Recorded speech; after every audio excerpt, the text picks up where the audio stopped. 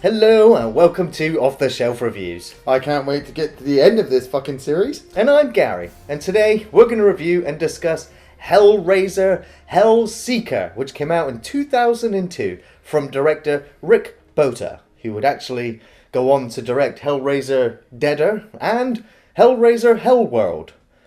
Iain, why don't you give us the synopsis for Hellraiser, Hellseeker? Well, the story follows Trevor, who has just overcome a car accident that he had with his wife a month before. Trevor is suffering from a lot of hallucinations and is seeing a strange bald man with lots of pins in his head appear in his daily life. This has all occurred because Trevor decided to give his wife of 5 years the Lament Configuration box. And his wife turned out to be Kirsty from Hellraiser 1 and 2. Obviously, you can probably see where this is going. Well, I can tell you right now that this was not originally a Hellraiser movie script. Again, Miramax Dimension Studios were like, well, Hellraiser Inferno did okay for DVD sales, you know? People still like that Pinhead character. Let's crank out another one. Oh, but we haven't got a script writer. Well, that's okay, because we got a vault full of unusable scripts that we can quickly tear out a few pages and shoehorn in the Cenobites and Pinhead. But this time, we're going to work a little bit harder. We're going to put in Kirsty as well from Hellraiser 1 and 2. Yeah. That'll drive DVD sales and stop this Hellraiser ship from sinking. Right, so in the opening couple of minutes of the film, you kill off said character.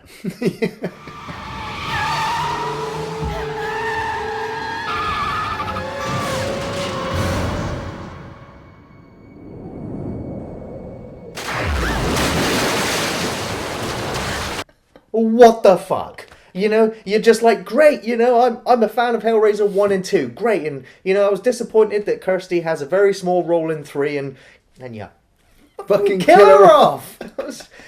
You know, maybe it wouldn't be so bad if the effect wasn't so crap either. The fact that you see the boards of the ramp as the car shoots off into the air, and then the continuity of the windows either being down or up.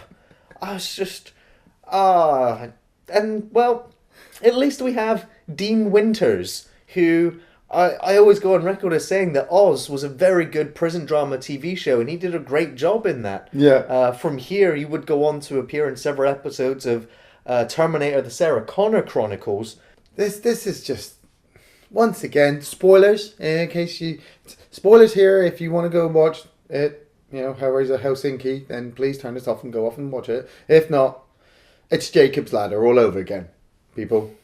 And this opening, just like in the last film, they just kind of, like Gary said, patchwork together a bunch of scripts. And I could not help but think about Beetlejuice at the beginning of this movie, because obviously Kirsty and Trevor are lovey-dovey and kissing while they're driving. Who the fuck does that? You know, I'm going to kiss you passionately on a major road while we're speeding, and we're going to crash. You know, I waited to see the dog there on the ramp, actually, you know, pop out while they flew over. But he hits the water, and then he swims out. I'm safe. But my wife, my beautiful wife, she's trapped. Oh, no, she's dead. And then we wake up in the hospital, and this is where, literally, the film has just started, and I'm starting to lose it. You know, because this Dean Winters, I hadn't seen him before. He just comes out, he's in the hospital, but he's having these headaches. I'd have a headache all the way fucking through this movie.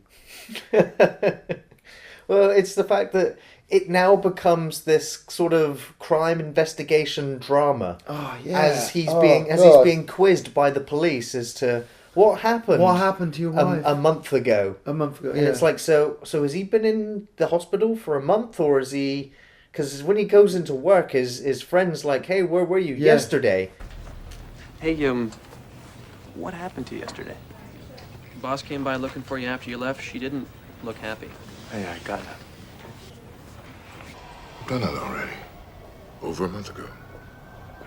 And so we just kind of gather that he's going back and forth from the hospital every day or every so often, but he's suffering amnesia. So short-term memory loss and strong headache. I feel like I got smacked in the head watching this film as well, because you say that Dean Winters' performance is not that great, and I don't think anybody's performance in this film is that great. Simply because the script sucks. That's what I mean. The Kirsty that we get in the small interlude that we do get her doesn't really even feel like Kirsty from the previous films. But granted, a significant amount of time has passed. Yeah. But it does just feel like this character was shoehorned in just to fill a role. Yeah. And I think Ashley Laurence went on record as saying that she got paid just enough for appearing in this film to make a payment on a refrigerator.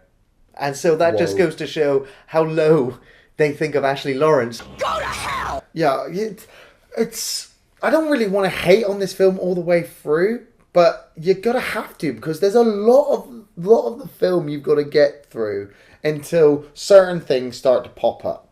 You know, I go all the way through this film and, you know, we're following Trevor walk around and he's playing the bumbling innocent, I'm suffering from amnesia and don't know what happened in that car accident and why are all these women throwing themselves at me? I have no idea. I love my wife so dearly. My boss is trying to fuck me against the vending machine and my neighbour is showing me her fucking tattoo right above her vagina and, you know, my doctor with the acupuncture, she wants me to trust her and just climb on top. I'm like, fuck's sake, Trevor, you're dead already, okay? Why am I... Where's Pinhead? Where's the chains? Where's the blood? You know, at least in Inferno, which was still fucking boring as shit, every now and again somebody would turn up dead, you know, and not brilliant, but they were dead. You know, there was blood and chains, and I was like, oh yeah. This was just... I felt like Inferno works because it feels like Hellraiser went back to its roots. So I didn't mind Pinhead having a very small role in that and literally turning up at the end. I was fine with that. It felt Hellraiser-ish. The only thing that annoyed me with Inferno was the amount of sort of jump cuts and fake outs, and it's kind of made overboard in this film with fake outs and jump scares which take you nowhere. Personally, I prefer pain. It's like, why do we need these jump scares? It's like when the Cenobites turn up to claim you, you know, you're done for. Yeah. But as we've said, we already have established that this character is already dead. Yeah. And just like the last film, he's exploring his own hell. And we're trying to figure out... And we follow him. How he got there, why he's there. Maybe he's not actually there, and maybe he can save himself. No, because that's my issue. Is that if you've opened the box, okay, I've been here since the first movie. I know how this works. If you open the box, chains come out and tear you to pieces. Not anymore, they don't. No, not anymore. Not anymore. We got to sit for an hour and a half fucking backstory of, you know. Well, this was the first part of the film that really gets you invested again is when, because you've seen Kirsty appear and get killed off. You're like, whatever. Okay, thanks. Fuck you, film. And then we follow Trevor around, and all of these women are throwing themselves at him. He sees crazy creatures in the vending machine. He sees weird things here and there, and then we watch him watching a VHS recording of their 5-year anniversary, so we can gather that they have at least been together for at least 5 years. Maybe however long they were together before then, whatever.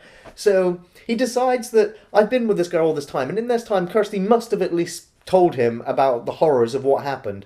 And so this dick decides that would be a really great idea to buy you that box if I can find it. Because, you know, you've told me how it tore your family to pieces. I'll buy it for you. Have it back. I can't believe you got me a present. It's beautiful. Where did you get this? See if you can open it, Kirsty. You know, a part of me's just like, well, that box is just meant to come back to Kirsty anyway. You know, it's kind of like, I don't believe she's a box keeper. Yeah. So, but it's like, you see him pass her this parcel, and you see the square shape with a bow on it, and I was like, Kirsty, alarm bell should have been going off instantly. You should have grabbed that. So, she opens up, and we do see it later on in the film, her getting really pissed off with it, and I'm like, well, at least that's partially kind of Kirsty reacting to it.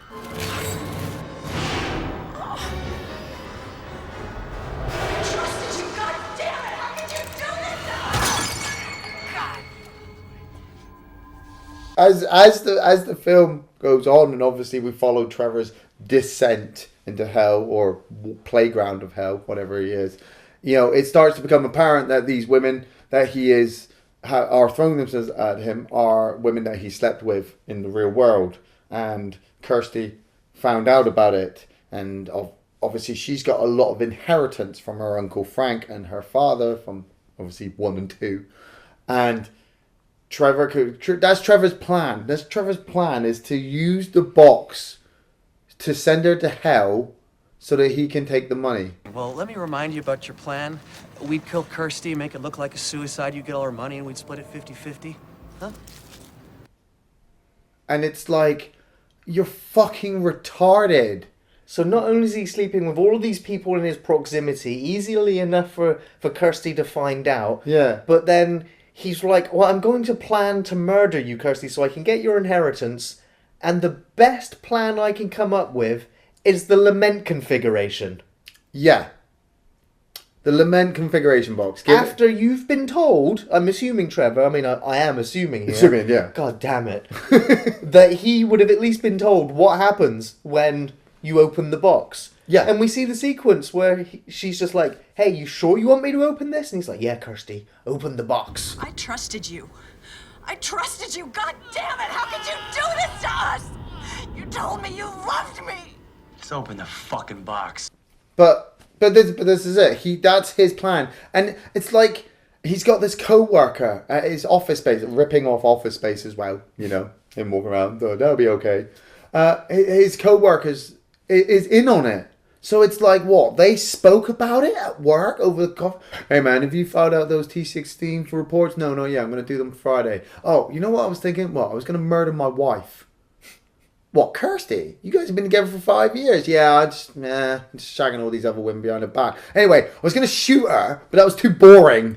So she's told me about this puzzle box. I'm going to buy her. And when she solves it, I'm going to get her to get sucked to hell.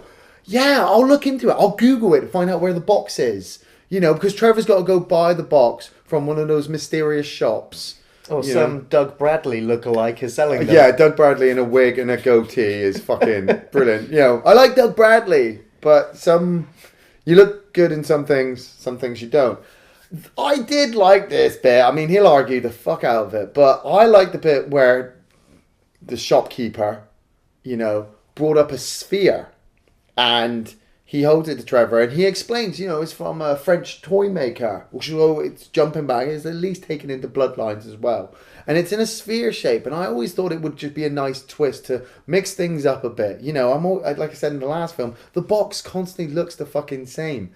I don't mind it, but change the designs on the side. We already know that there are more boxes out there. But it's the way that he gets this box and he lays it down and then it rolls and turns into a cube. And it's another fake out. Come on, agree with me. This film is filled with fake outs. It's impossible to tell what's real and what isn't anymore. And because of the amount of fake outs and the fact that he transitions all over the place, the fact that there's no real sense of time or place in the film is all the clues you need to know he's in hell. Yeah. And not only that, but I think his favourite colour's blue. Did I ever tell you my favorite color was blue?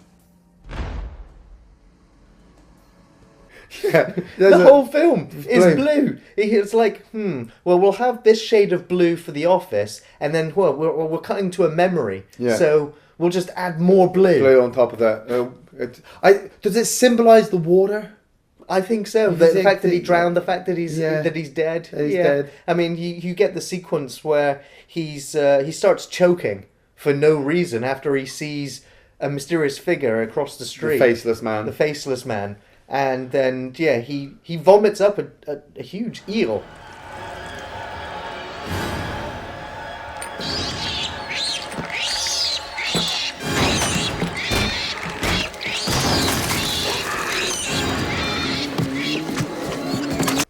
it's a pretty gross sequence, but It's a fake out. Don't worry, it's not really happening, and that's it. It just keeps flowing from sequence to sequence. You know, women are throwing themselves at him, and then they're pretending not to be. You know, because they've got boyfriends.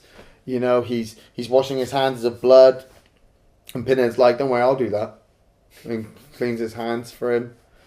And I've got to say that is my favourite sequence in the entire film, is the Pinhead Cleaning Corporation. You know, you got a corpse you need getting rid of, you got blood stains that just won't come out. All problems solved. Providing a professional carpet and upholstery cleaning service for homes and businesses throughout. We carry out all the work ourselves using industry-approved methods and use professional, highly efficient cleaning equipment. As a local family-run business, we pride ourselves on treating all our customers as we would want to be treated ourselves. We promise the most thorough cleaning ever seen, or it's free. Visit our website for more information or call us. All problems solved. It's the fact that he just turns up and he's like, yeah, get rid of the corpse, get rid of the blood, clean your hands, anything else, no tip. And, you know, I'm just thinking, okay, because this film was so shit, yeah, my mind just started Yeah, wandering the off. And I was mind- like, mind well, was I all could over the place. start wandering into other territories and start thinking about what I'm going to have for tea later. Or I can start thinking about the better Hellraiser films. And I got to thinking that, you know, a Pinhead is a pretty good cleaner in terms of he can make everything vanish. Yeah. But he's also pretty lazy. Because if we cut all the way back to Hellraiser 1, yeah. Pinhead has just destroyed Frank. And then Right. just moments before Larry and Julia turn up, Pinhead's like, oh shit, people. So he quickly clicks his fingers and cleans the whole house. And Frank's remains are still under the floorboards.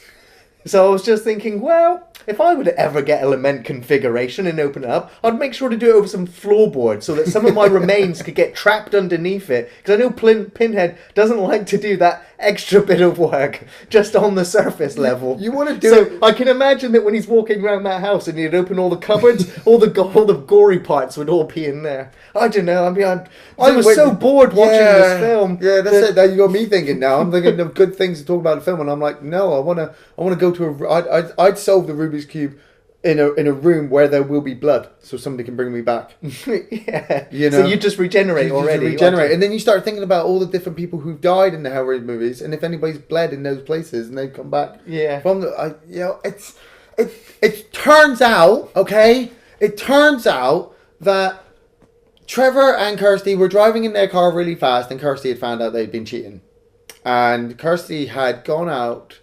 Kirsty had been given the box by Trevor and has this moment with Pinhead, which is kind of nice. It's kind of harken back to Hellraiser 1 and 2. You know, Doug Bradley in his Pinhead suit looks a little bit chubby around the midriff. You know, kind of noticed that. And Kirsty, obviously a little bit older, a little bit wiser, you know, thought she was in love. Realised that she's not because the guys bought her a fucking puzzle box. You know? And, you know, Pinhead's just like, hey, I'm taking you to hell. I've always liked you, Kirsty. Come on, come to hell. And Kirsty's like, no, I'll change the deal. I will give you 5 souls in return. There is no turning back. I will not rest until I get what I want. And what I want is you. And this is kind of cool because it sets up this, but this is like really at the end. You've got to get through a lot of fucking bad shit just to get to this big reveal where Kirsty has killed 5 people, including Trevor, for the souls. She has killed the 3 women he was cheating on her with, killed his friend from work, and then she shoots Trevor in the head while they're driving in the car, and that's why they crash into the river, and that's why Trevor drowns. So it's kind of cool that they've had this big elaborate plan from the beginning, but it's really fucking ruined. It was ruined all the way up to that point by the rest of the film. Then it's a cool bit, and then you get this bad ruination at the end where obviously Trevor is in hell now, like, this is me for the next 20,000 years. And Kirsty is stood next to the river with the police officer we've been following all the way through the film. And they have Trevor's body. You know, he's lying there, you know, looking dead, hole in the side of his head. And the police officer's like, why don't you tell me what happened again, Kirsty? Oh, well, we were driving along and he just shot himself in the head.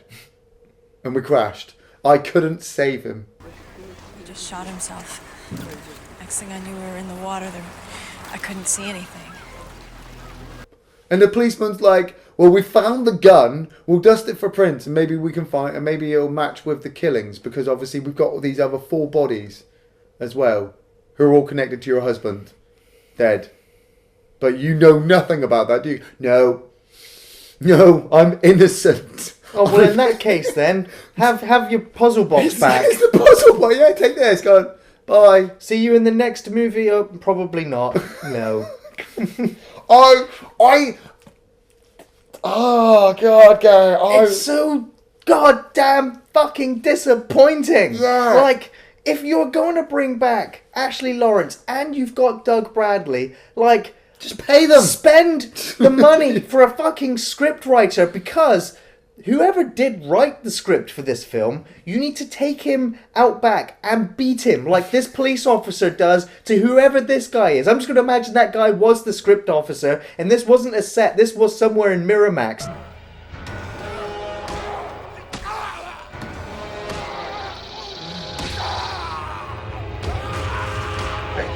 You just killing Hellraiser, and it's a slow, horrible death. Slow, horrible, like the quote at the beginning. The quote. You know, I'd never seen this film. As soon as the film came up, Gary's like, look at the quote. You know, doesn't it make you feel like the rest of the fucking Hellraiser series? You know? Remembering the good times. Yeah, remembering all the happiness in times of misery. You know? That's true. And... why did they need to start a Hellraiser movie with a quote? Yeah. And you know, having that quote at the beginning does cheapen the film. Having the box floating in the background cheapens the intro to the film. Yeah. But what really, really cheapens it is the horrible, god-awful soundtrack. God damn it! Just go back and listen to Hellraiser 2 soundtrack. God, yeah. And then listen to Hellseeker's soundtrack. And it's just like, how have you advanced? You've just... Descended. That's what they're doing. They're descending more and more into... I kind of feel like this film is, now that we've had 2 films that are our own personal hell stories, I'm beginning to feel like, yes, I'm part of it. Oh, no tears, please. It's a waste of good suffering. My favourite sequences in this film, I shit you not, are the most mundane, boring shit you can ever come across. There's a sequence where Trevor is talking to his work buddy in their little staff room, and a fat man walks into the vending machine, buys something, and walks back out. Around here make a serious change. Well, Brett, that's...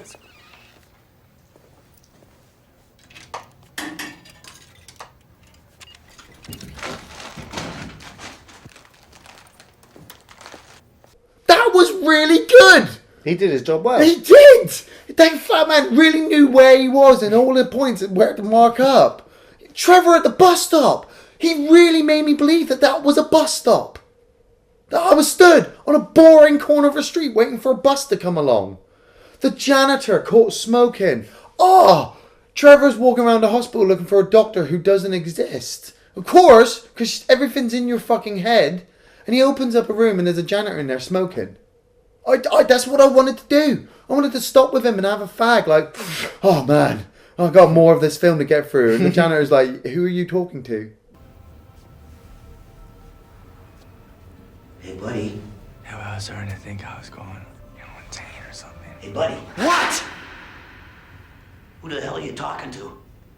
You know, the stuff with Pinhead, the stuff with Pinhead is just a given good stuff. You know, for me, it was not too much, but just not enough either. He was kind of just being cheesy, like with the one-liners of cleaning his hands, appearing behind Trevor and stabbing him in through the throat with the pin. That should have just been elongated. Should have been an hour and a half of tearing Trevor apart because he's a fucking dick. Because, we don't even get that. Which is, no. Granted, Pinhead does turn up and hits him with all of the chains. Well, just a few chains. It's nowhere near as effective as what we've seen in previous films. And then Pinhead goes, no, you've still got some more suffering to go psychologically, so I'll just retract all of my chains, completely heal you up and send you on your way until you figure it out for yourself if you haven't already figured it out yet, Trevor. Jeez. I really only have one favourite scene in this film. And it's on the DVD under deleted fucking scenes. Can you believe it? That means technically, yes, I have no favourite scene in the film. Okay, you know, it's Kirsty and Pinhead together on screen having a dialogue. Yeah. That is the best sequence in the film. And there is an alternate sequence, an extended cut, where Pinhead and Kirsty talk about the good old days. Pinhead talks about how he's still torturing Frank and Julia, your wicked stepmother. Oh, and your daddy. Now, you can go into whether Kirsty's dad is in Pinhead's hell world, or whether he went to our heaven, or whether he went to an atheist nowhere land. You know, so it depends on how you interpret what happens to Larry during the first two films. But this deleted scene, so it is deleted, so it's not canon. Would Pinhead explains to Kirsty, yeah, I'm still torturing your dad, so come to hell with me because I want you, Kirsty. Of course, the father who aches to hold his little girl again. Don't you want to run to Daddy? I am done running. The box will never let you go. You solved the puzzle. You unleashed the power. There is no turning back. You know the price. Are you prepared to pay? But then, and that's when she goes, no, wait, I'm not coming with you. How about I give you 5 more souls instead? And you can see that Pinhead gets quite excited by that because he continues to keep playing games with Kirsty, and so Pinhead can do that all fucking day. Yeah. And so all that dialogue is just great. It was like 60 seconds. And that 60 seconds was better than the whole 90 fucking minutes of Hellraiser Hellseeker. Scenes that go nowhere. I really liked Dean Winters as an actor. And as I've said, the script gives him nothing. He doesn't really have a director behind him. He has a cinematographer who knows how to film scenes. Unfortunately, he tinted everything blue, and it all looks like straight-to-DVD cheapness. And we're not really given the horror visuals. The Cenobites are okay. Okay? They're not average, they're not above average, not below average, they're not great, they're not shit. Because they're only on screen for just a few fleeting moments. Yeah, but they're on for tiny little moments. But their effects are nowhere as good as what 1 and 2 were. Well, no, I mean, at least in 1 and 2, you could have the Cenobites on screen for a much larger amount of time, and you could look at them for just enough time to wonder how they were made, and who they were, and what their weapons are, and how their devices of torture are. You know, there's a lot more characterization in just those in the original films, whereas in these ones that are just close-ups, quick shots, and we go, yeah, okay, they look like Cenobites. At least they look like them. Yeah. So there's very little Cenobite action, but I do like the fact that when Pinhead turns up, he is flanked by his Cenobites. The imagery is not as gothic and dark and as intimidating as it was in the original films. I mean, when Pinhead turns up, usually fucking everything around him explodes. Yeah. And in this one, it's just like a few lights flicker on and off. And it's like, it's gotten so cheap. Stop. One of the cheapest effects was that cop with the fucking 2 heads. And then we were discussing, like, was he a Cenobite? Would he class as a Cenobite? Or is he just a fucking, hallucination in Trevor's head? And we're made up of just the right parts of both. A little heavy on the evil, huh? So, of course, it comes across as no surprise that I don't recommend. I think this is the first Hellraiser film, so it's gotten to the 6th movie in the series before I finally gone stop watching. Really? Yeah, I got to 6, so it's not too bad going. However, if you are a Hellraiser fan, we've still got some mileage to go yet. Yeah. The end, the thing is, though, is as the end gets closer, the road keeps getting placed in front of you. We know they're going to keep making more Hellraiser movies. Yeah. And so it's like, I would like it if you could watch Hellraiser Inferno and then watch a 10-minute edit of Hellraiser Hellseeker, before jumping into the next film, because there's only really about 10 minutes worth of decent material in this film. So, yeah, you take it for what that is. I do strangely recommend this movie, mainly because it's... I have to hear this. Yeah, it's like I said for Inferno. It's just a short story.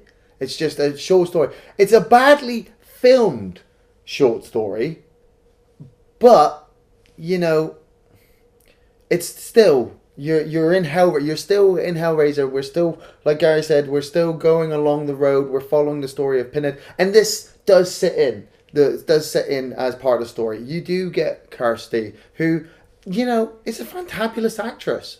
You know, I do like her. She has done more stuff up to this point. Was this 2002? This film came out. Yeah. You know, she has done more stuff other than Hellraiser, which I think makes her more of a star in this, because this film is such a piece of shit. Dean Winters, I haven't seen you in that much, but in this, you made me believe you had a headache, because I had one too. You know, Doug Bradley. You know, no, you look good in a mask with pins in, but a wig and a goatee, that's just not you. Not enough horrible effects on screen. Stealing shots and audio from other movies, that's a big no-no. You know, just slapping the Hellraiser title onto a script just because you needed to hold the contract for a little while longer is never a good reason to make the film. And it's just a waste of people's time. This is a big waste of time. And that's why I think that it is so disappointing that we have, you know, this Kirsty character, and they could have explored that. It would have been far more interesting watching Kirsty become this serial killer, watching her discover that her husband's cheating on her, watch her make the deal with Pinhead, then watch her go crazy after all the events she's been through, and then finally to this where she's been treated like this by her husband. She could have gone on this killing spree, and we could have followed her feeding these souls to Pinhead. Because one of the things that really doesn't make any fucking sense is that all the people that get taken into hell are dragged there by Pinhead. Yet now we're rewriting the fucking rules, because now Kirsty can just shoot you with a fucking gun, and Pinhead goes, thank you, thank you, thank you. Yeah. You know, they don't go to wherever, they just instantly appear in I don't know, he fed...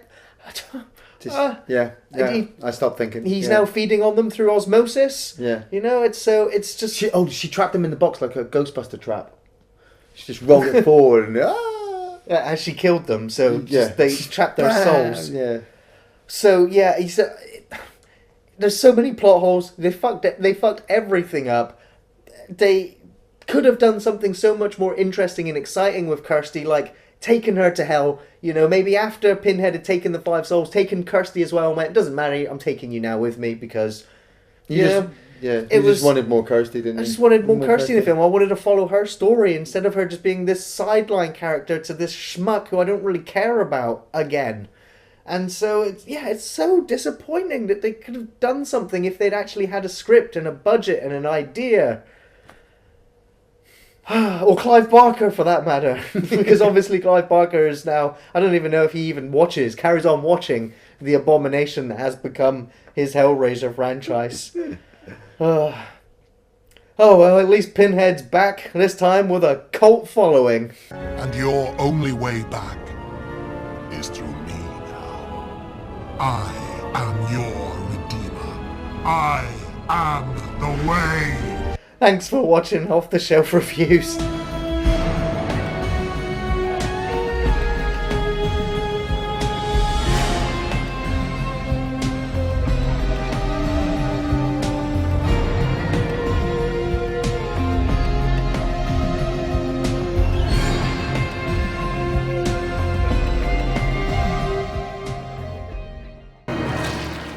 A little heavy on the evil, huh?